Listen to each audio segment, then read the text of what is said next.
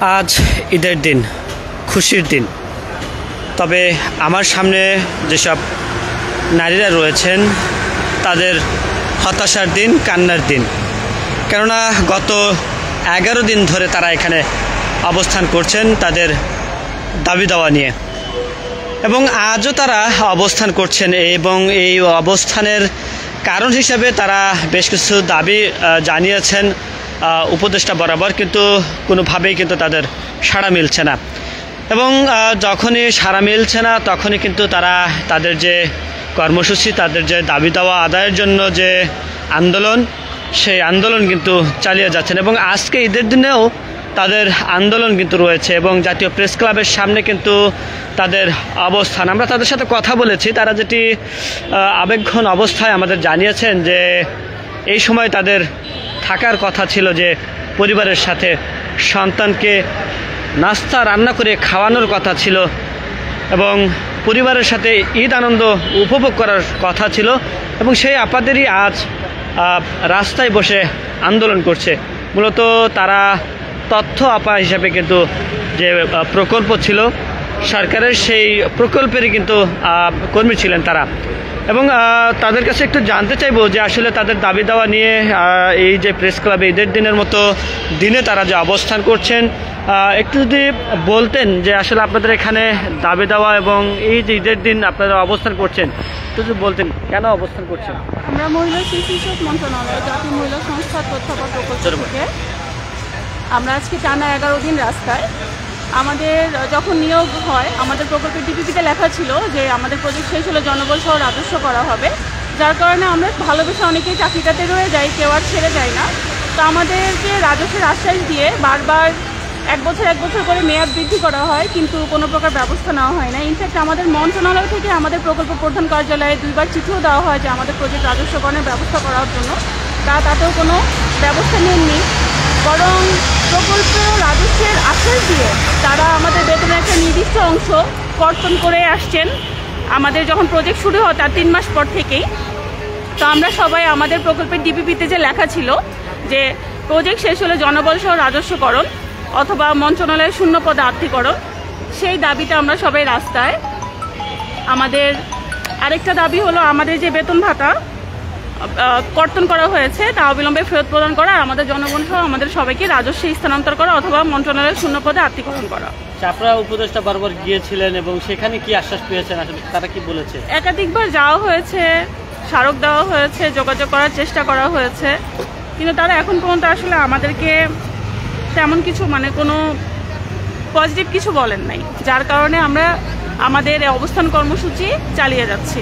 আজকে তো আসলে ঈদের দিন, আজকে কেন বসতে হলো আপনাদের, বা বলতেন যে এই দিনে আপনাদের আন্দোলন?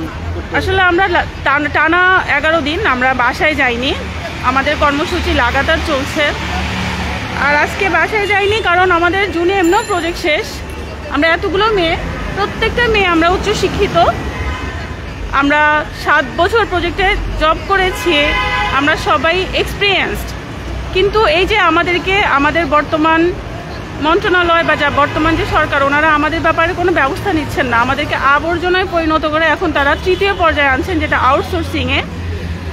এই কারণে আমরা আসলে বাধ্য হয়েছি রাস্তায় বসে থাকতে।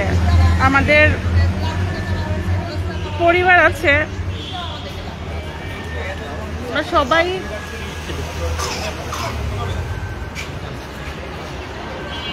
আসলে কেউ তো শখে রাস্তায় থাকে না, সন্তান, বাবা মা, স্বামী, তাদেরকে রেখে কার ভালো লাগে রাস্তায় ঈদ করতে?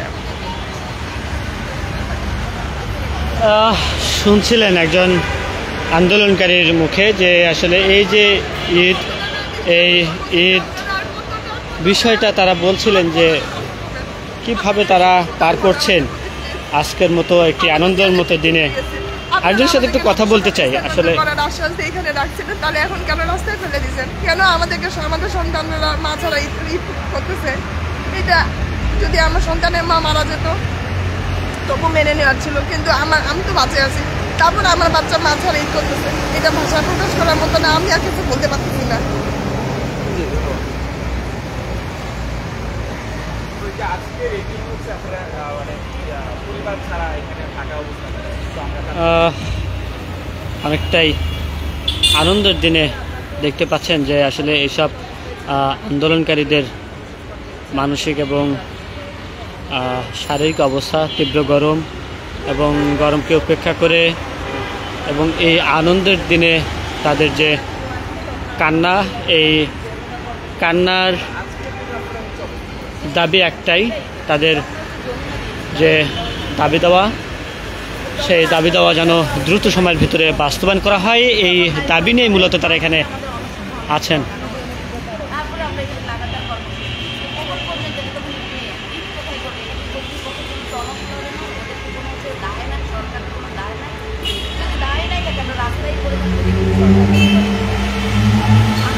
দর্শক, আপনারা দেখছেন কালের কণ্ঠ, সাথে রয়েছে আমি আব্দুল হামিদ। এই মুহূর্তে আপনাদের সরাসরি যুক্ত করেছি জাতীয় প্রেস ক্লাবের সামনে থেকে এবং দেখানোর চেষ্টা করছিলাম যে ঈদের দিনে তথ্য আপাদের যে আন্দোলন, সেই আন্দোলনের চিত্রটি দেখানোর চেষ্টা করছিলাম।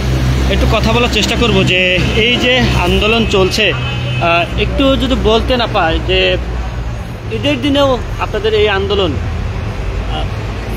যদি বলতেন, কিছু বলতেন কেন এই আন্দোলন? আমরা কোনো অন্যায় দাবি নিয়ে আসিনি ভাই, আমরা আমাদের যৌক্তিক দাবি নিয়েই আসছি। আমাদেরকে রাজস্ব খাতে স্থানান্তরের কথা বলেই কিন্তু এই প্রকল্পে নিয়োগ দেওয়া হয়েছিল। এই প্রকল্পের নিয়োগটা যেহেতু রাজস্ব খাতে স্থানান্তরের জন্য একটা প্রতিযোগিতামূলক পরীক্ষা প্রয়োজন, কারণ প্রতিযোগিতামূলক পরীক্ষা ছাড়া রাজস্ব খাতে চাকরি পাওয়া যায় না, এটা সবাই জানে।